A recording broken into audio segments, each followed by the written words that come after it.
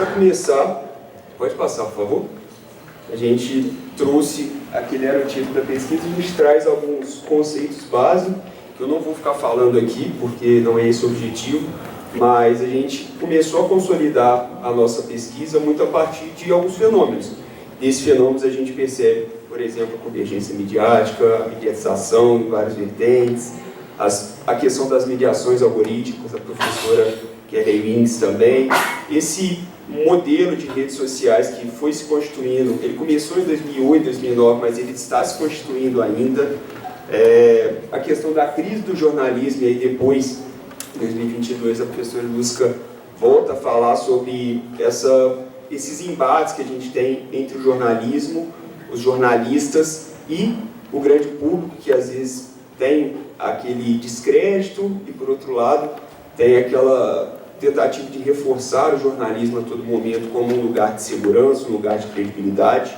Então a gente foi passando um pouco por isso. Pode avançar, por favor? E aí a base da minha pesquisa começa, claro, com uma conceituação mais densa sobre conceitos de poder. E aí a aula do professor Paulo Roberto também foi muito nesse sentido, né, de trazer esse arcabouço de vários teóricos que trabalham esse conceito de poder, até que a gente chegou no conceito de quarto poder, que é um pouco do que eu vou falar. Pode passar, por favor? Esse conceito de quarto poder, ele se baseou em um momento que a gente foi em 2019, a gente foi para um congresso no qual eu observei um conceito que me chamou muita atenção naquele momento, o conceito de quinto estado, de um pensador britânico, que é o William Dutton, e a gente começou a pensar, olha, esse quinto estado, que seria, como seria, começamos a investigar ele e como isso se daria. E aí a primeira questão que a gente tem é que esse conceito, obviamente, foi proposto por um pensador britânico, no qual a realidade entre a Grã-Bretanha e o Brasil é muito distante, mas ainda assim a gente continua pesquisando, e aí no doutorado a gente conseguiu consolidar, e aí por isso que eu coloquei ali o quinto poder, que é o conceito final. Pode passar, por favor? E aí, para a gente entender esse quinto poder, como pesquisador, a gente tem que ter alguns cuidados também, acho que foi importante esse momento, a gente colocou o quinto poder como esse poder simbólico. Por quê? Se nem o jornalismo, enquanto quarto poder, é um poder institucionalizado, a gente tem executivo, legislativo e judiciário, o jornalismo se coloca ali como esse fiscalizador, e aí a gente falou, olha, mas tem gente que já está fiscalizando o jornalismo. E a partir desse momento a gente começa a definir essa perspectiva, e esse conceito de accountability vai muito nessa perspectiva de uma cobrança, de às vezes as pessoas mandando mensagem, olha, não é isso, eu não acredito em vocês. E aí a gente tem outras questões várias que a gente não vai trazer para a pesquisa, mas que a gente percebe no nosso dia a dia, que é tentativas de, às vezes, agressões a jornalistas, entre outras coisas que passam pelo nosso cenário, que lá no final nos ajuda a entender um pouco desse cenário de desinformação no Brasil. Pode passar, por favor? E aí, o conceito inicial de quinto estado do professor William Dutton é de 2009, e aí em 2015 ele retoma um pouco esse conceito com uma orientanda dele, a Elizabeth Dubois, e aí ele traz algumas perspectivas que começaram a tornar as coisas mais fáceis da gente compreender. Buscas, criação individual, capacidade de estabelecer contatos, cruzamento de informações, inteligência coletiva, observação coletiva. Pode passar, por favor? E aí, a partir daí, a gente entra na nossa pesquisa.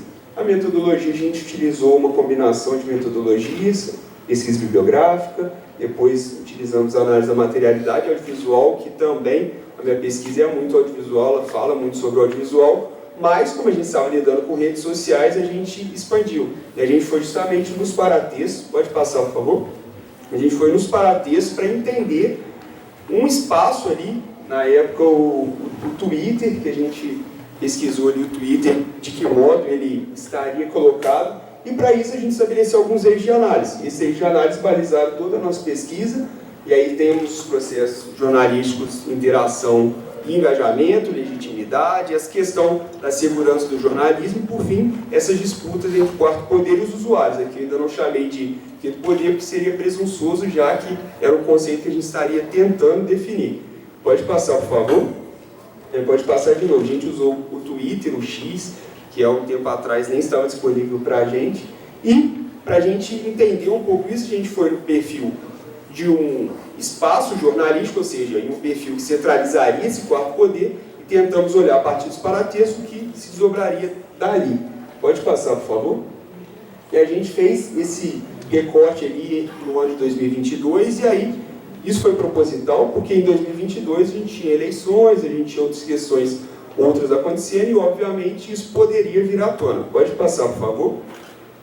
E aí, depois a gente conseguir fazer essa formulazinha de chegar no número mágico de análise, a gente teve esse cuidado também que não deixar a pesquisa solta, analisamos o que a gente quis, a gente tentou fazer essa formulazinha matemática para chegar nesse número de 54 postais. Pode passar, por favor? A gente chegou a algumas características deste quinto poder, depois de analisar vários e vários, milhares de comentários, a gente conseguiu perceber algumas características que aí sim consolidariam esse quinto poder. E aí, dessas características, a gente pode destacar essa interação, impulso pelo diálogo, ou seja, em alguns momentos a gente tinha uma tentativa de deslegitimação por meio de comentários, sobretudo, e em outros momentos a gente tinha uma tentativa de, olha, eu estou aqui, fala comigo, me responde. Então, é o tempo todo lá e cá. O jornalismo, uma hora reclamam, outra hora eles vão lá e tentam se aproximar, enfim. Essa questão das críticas, e aí essas críticas elas vão desde a apuração até as posturas. Isso, quando a gente vai para o lado político, a gente percebe que isso se desdobra de forma muito mais intensa.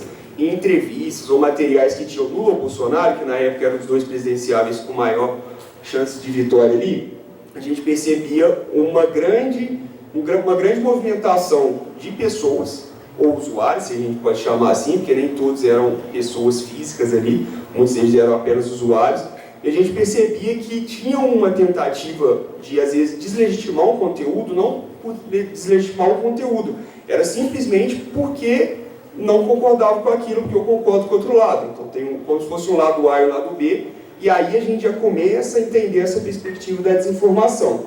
Outros temas também é esse questionamento sobre silenciamento de pautas, porque quando a gente vai entender essa questão da desinformação, muitas das vezes o conceito de desinformação, quando a gente colocar assim, o conceito de desinformação, ele está muito atrelado ao que é um pouco do conceito de fake news, mas ele se expande para notícias que às vezes são feitas de forma intencional. Então, intencionalmente, eu produzo algo que é falso, isso é desinformação, isso não é necessariamente uma fake news.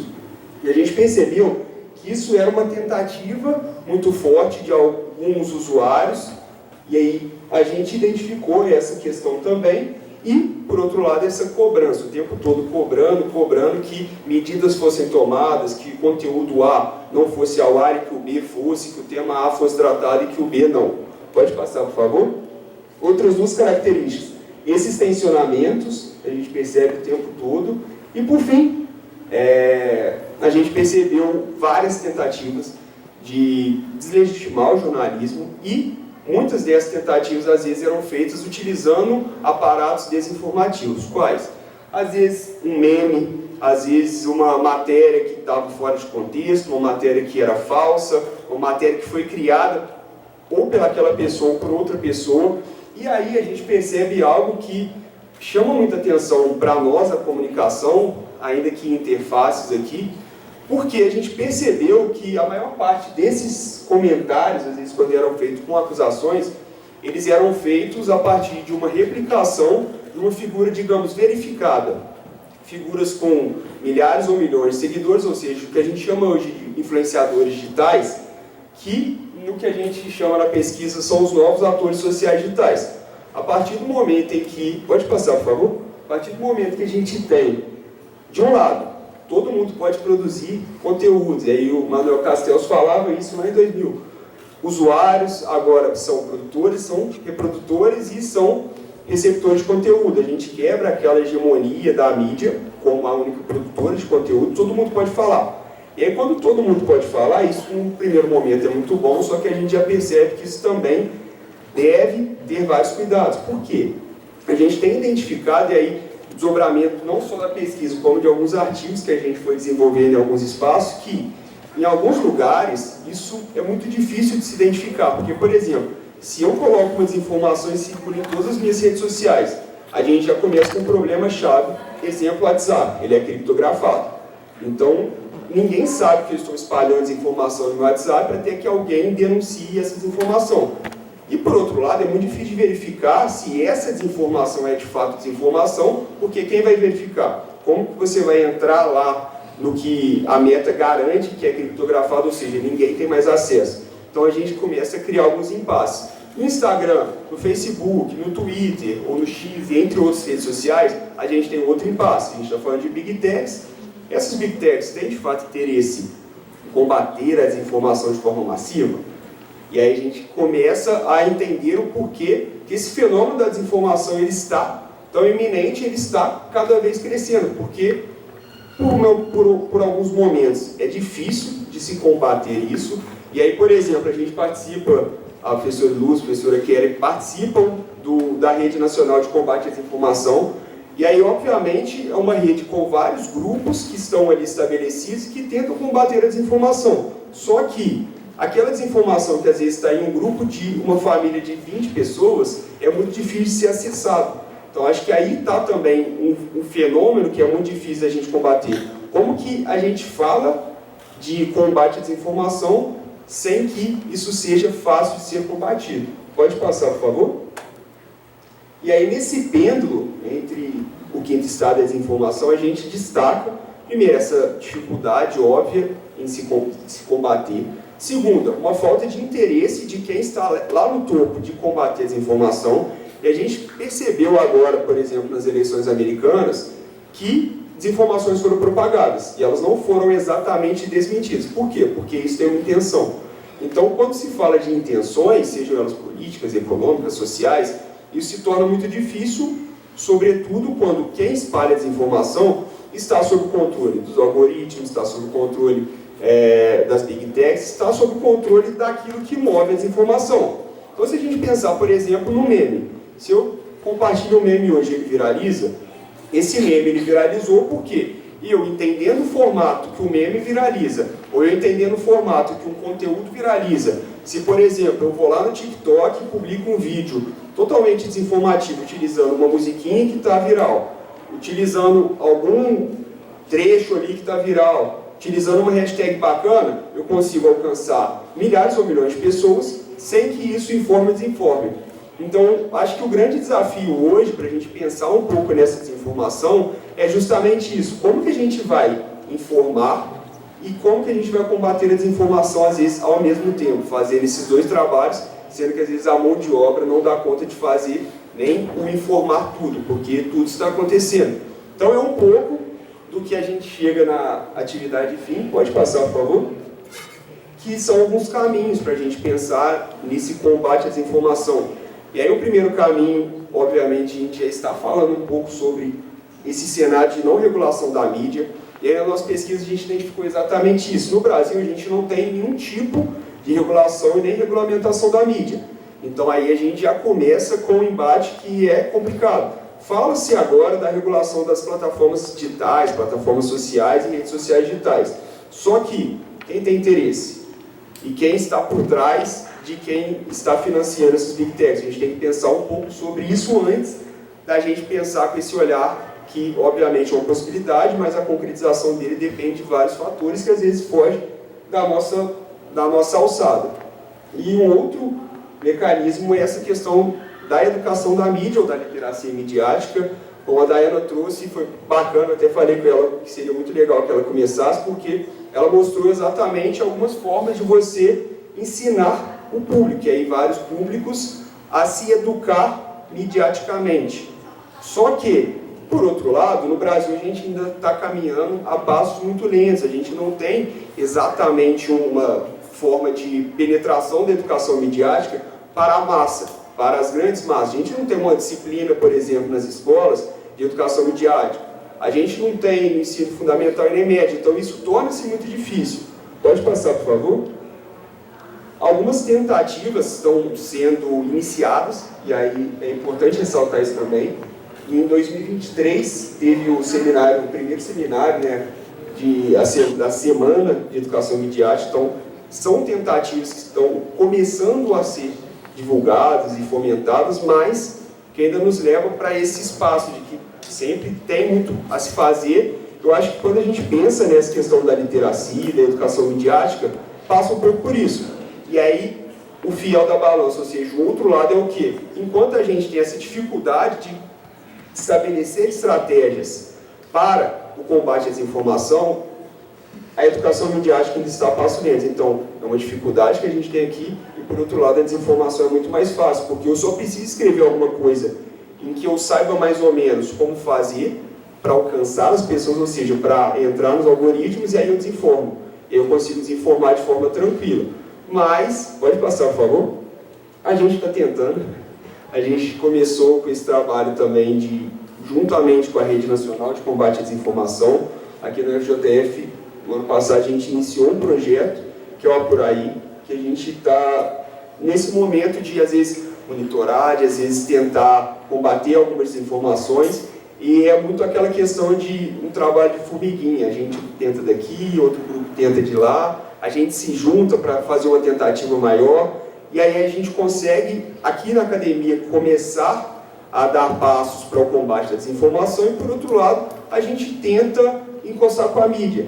Por momentos, com profissionais da mídia que estão inseridos nos nossos grupos, e em outros momentos a gente tenta apresentar a pauta, a gente tenta discutir, a gente vai lá e fala um pouquinho sobre isso, fala-se de desinformação, a gente tenta lá conversar e explicar um pouco para o grande público o que é legal, o que não é legal, o que se deve fazer e o que não se deve fazer. Pode passar, por favor? E aí, só para vocês verem um pouquinho das nossas postagens, entenderem um pouco o que a gente está fazendo, que é justamente isso. A gente está tentando trabalhar em algumas vertentes esse combate à desinformação. E aí, claro que, como vocês viram, a gente tem um número baixo de seguidores e, por outro lado, quem desinforma, muitas das vezes informa para 1, 2, 3 milhões de pessoas. Então, acho que é um desafio, mas é um desafio válido, é um desafio legítimo, em que a gente arregaçando a manga, a gente colocando ferramentas como a Daiana trouxe, de literacia, educação midiática, a gente consegue, de um lado, fomentar essa educação e essa literacia midiática, e do outro, combater a desinformação através da informação e através da educação.